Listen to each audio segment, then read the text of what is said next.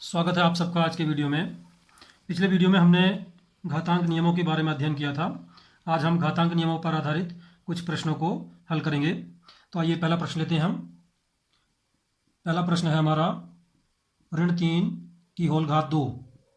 हमने पढ़ा था कि अगर किसी ऋणात्मक संख्या के ऊपर समघात है तो उसका मान धनात्मक होता है, अर्थात ये हो जाएगा 3 की घात 2, और 3 की घात 2 का मान होता है 3 गुणा 3 अर्थात 9। तो हमारा उत्तर प्राप्त होगा 9। दूसरा प्रश्न ले लेते हैं। एक और प्रश्न है 4 की घात ऋण 2। तो हमने एक नियम पढ़ा था कि अगर किसी पद की घात ऋणात्मक है तो उसका व्युत्क्रम करने पर उसकी घात धनात्मक हो जाती है। तो ये 4 की घात ऋण 2 व्युत्क्रम कर देंगे तो 1/4 की घात और इसकी घात धनात्मक हो जाएगी, तो 4 की घात 2 हो जाएगा। अब इसको सरल कर लेते हैं। 4 की घात 2 का मान होता है 4 गुणा 4 अर्थात 1/16। ये हमारा उत्तर प्राप्त होगा। एक और प्रश्न ले लेते हैं हम। ऋण 4 की होल घात ऋण 2। यहाँ पर हम देखते हैं, यहाँ पर भी घात ऋणात्मक है तो इसको हम धनात्मक बदलने के लिए इसका व्युत्क्रम कर लेंगे, तो हो जाएगा 1/ऋण 4 की घात धन 2। अब यहाँ पर हम फिर से वही नियम लगाएंगे जैसा प्रश्न नंबर 1 में लगाया था। किसी ऋणात्मक संख्या के ऊपर समघात है तो उसका मान धनात्मक हो जाता है। तो या फिर इसको साधारण तरीके से कर लेते हैं। ऋण 4 की होल घात 2 का मतलब है कि ऋण 4 को 2 बार गुणा करना है, अर्थात ऋण 4 गुणा ऋण 4। अब ये हो जाएगा ऋण 4 से ऋण 4 गुणा करेंगे, 4 चौक 16, और समान चिन्हों की गुणा करने पर धनात्मक उत्तर प्राप्त होता है, तो 1/16 प्राप्त होगा। अगला प्रश्न ले लेते हैं हम यहाँ पर 1/2 की घात ऋण 5। ये भी हमने एक नियम पढ़ा था। क्योंकि यहाँ पर घात ऋणात्मक है तो अगर हम इसका व्युत्क्रम कर देंगे 1/2 का तो घात धनात्मक हो जाएगी। 1/2 का व्युत्क्रम हम जानते हैं 2/1 होता है, या खाली 2 लिख सकते हैं इसको हम, तो ये जाएगा 2 की घात धन 5। अब इसको सरल कर लेंगे। 2 की घात 5 का मान होता है 2 को 5 बार गुणा करेंगे, इनकी गुणा कर लेते हैं तो ये प्राप्त होगा हमें 32। अगला प्रश्न लेते हैं हम 16 की घात 3/4। तो यहां पर हम क्या करेंगे, सर्वप्रथम 16 को हम घातांक के रूप में लिखेंगे। 16 के अभाज्य गुणनखंड कर लेते हैं। 16 के अभाज्य गुणनखंड होते हैं 2 गुणा 2 गुणा 2 गुणा 2, और उसकी होल घात है 3/4। अब हम जानते हैं यहाँ पर 2 4 बार गुणा में आ रहा है, तो हम इसको लिख सकते हैं 2 की घात 4, और ऊपर से होल घात हमारी है 3/4। अब हमने घातांक का तीसरा नियम पढ़ा था कि अगर घात के ऊपर एक और होल घात लगी है तो दोनों घातों की गुणा हो जाती है, तो हो जाएगा 2 की घात 4 गुणा 3/4। अब यहाँ पर दो भिन्नों की गुणा होनी है, तो यहाँ पर बटे में 4 है, यहाँ गुणा में 4 है, तो 4 से 4 हम काट सकते हैं, तो ये बचेगा हमारे पास 2 की घात 3, या इसको हम लिख सकते हैं 2 गुणा 2 गुणा 2 अर्थात 8।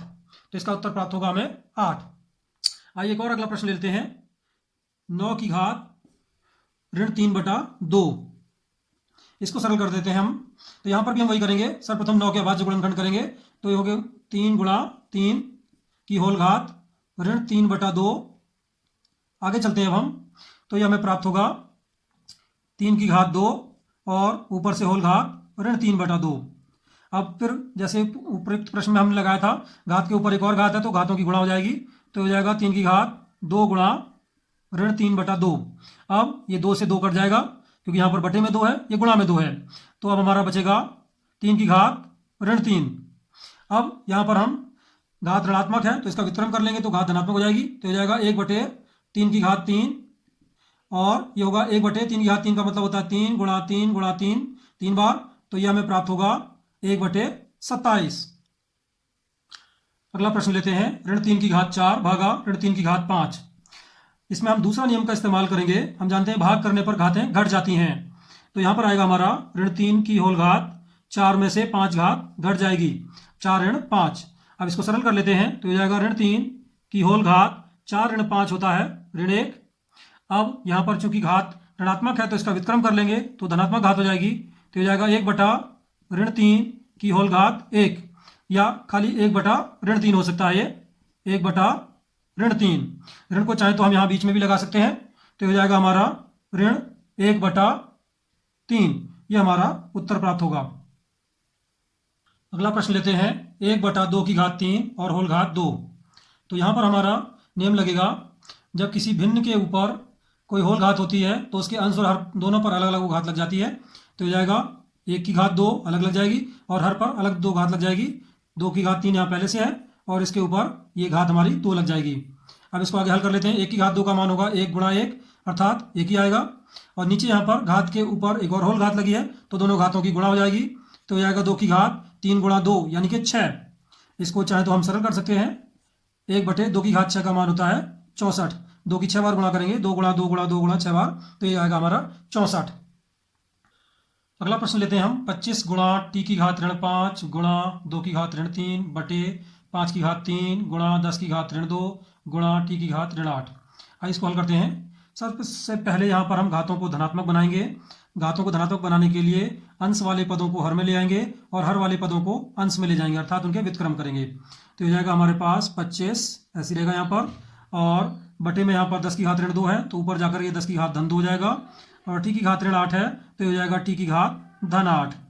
बटे में क्या आएगा हमारे पास 5 की घात 3 यहाँ पर पहले से है, ये ऐसी रहेगा, और ऊपर टी की घात ऋण 5 था तो ये नीचे आके हो जाएगा टी की घात धन 5 गुणा 2 की घात ऋण 3 था तो ये नीचे आके 2 की घात धन 3 हो जाएगा।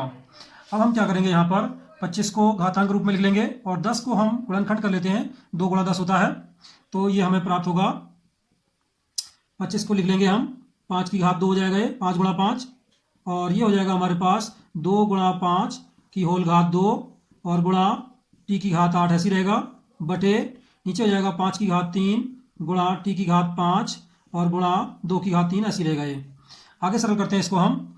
यहाँ पर हमारा एक नियम लग जाएगा, a गुणा b की होल घात 2 है तो ये 2 घात इन दोनों पर अलग अलग लग जाएगी, तो ये हो जाएगा हमारे पास 5 की घात 2 गुणा 2 की घात 2 गुणा ये 5 की घात 2 आ जाएगा यहाँ पर, और गुणा टी की घात 8 पहले से ही है। नीचे हमें प्राप्त होगा, नीचे ऐसे आ जाएगा 5 की घात 3 गुणा टी की घात 5 और गुणा 2 की घात 3। अब हम क्या करते हैं, हम जानते हैं गुणा में समान आधार वाले पदों की घातें जुड़ जाती हैं और भाग में घट जाती हैं।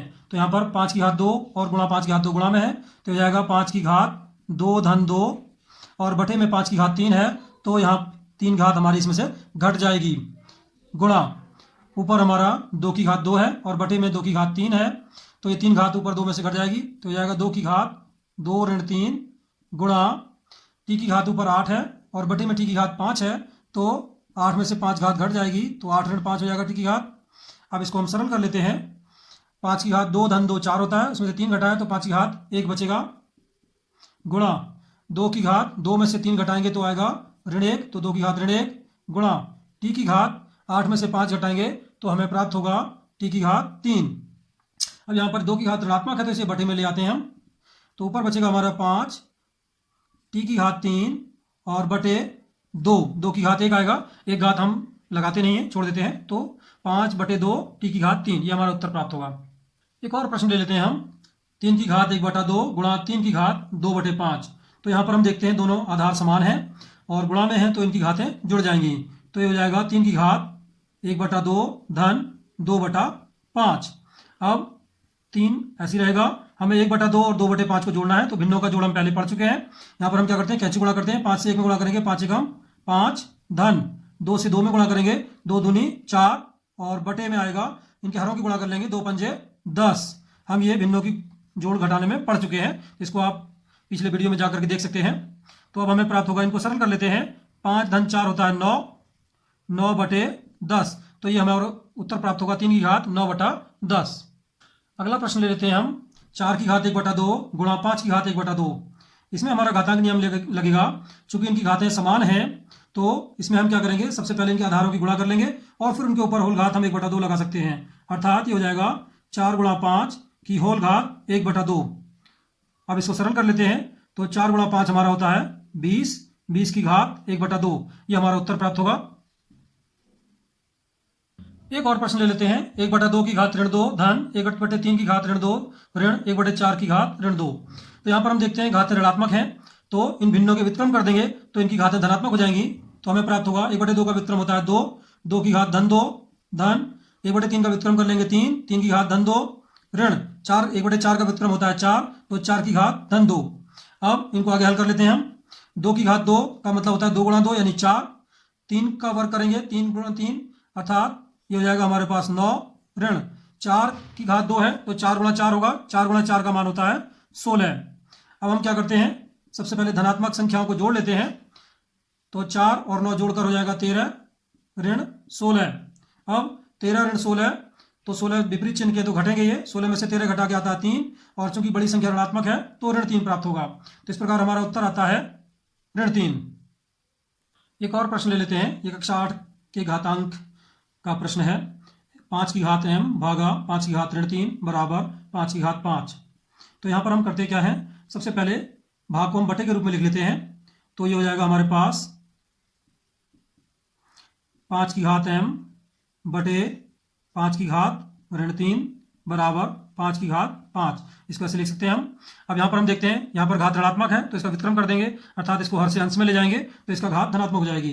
तो ये हमें प्राप्त होगा 5 की घात m गुणा 5 की घात 3 बराबर 5 की घात 5। इसको आगे सरल कर लेते हैं हम, तो हमें प्राप्त होगा यहाँ से। अब गुणा में समान आधार वाले पदों की घातें जुड़ जाती हैं, तो यहाँ पर दोनों के आधार समान है, तो ये हो जाएगा 5 की घात m धन 3। 5 की घात m धन 3 बराबर, यहाँ पर 5 की घात 5 पहले से ही है तो ऐसे ही रहेगा।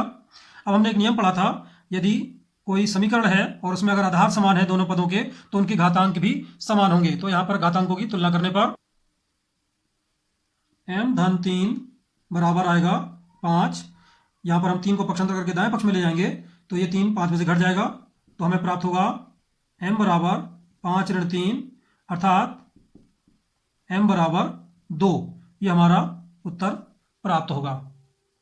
तो आज हमने घातांक के सभी नियमों पर आधारित प्रश्नों को हल किया है। यदि आपको यह वीडियो पसंद आया हो तो इसे लाइक करें, शेयर करें और हमारे चैनल को सब्सक्राइब करें। धन्यवाद।